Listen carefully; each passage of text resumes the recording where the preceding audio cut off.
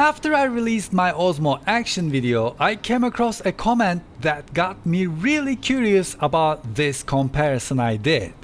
So I went back to the same place and shot this.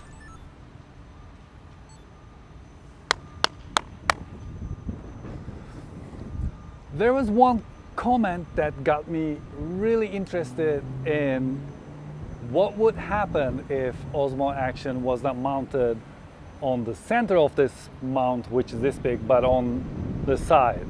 So I'm back where it all started. To try that, let's look at it, shall we?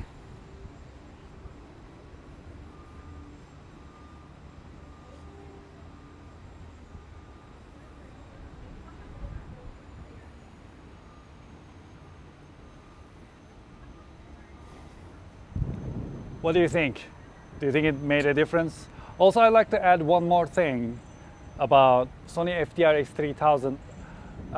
During the audio tests, I mentioned it while filming it, but while editing it, the director, oh my God, you guys should meet the director. The director cut it.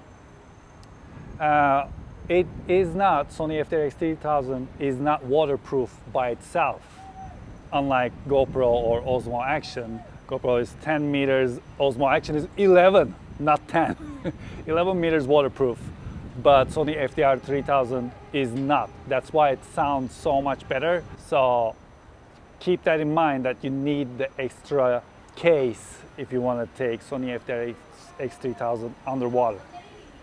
I'm working on a couple of new videos like Beats headphones and Pixel, and I cannot wait to show those to you. Until I see you next time, take really good care of yourselves and hoşça kalın.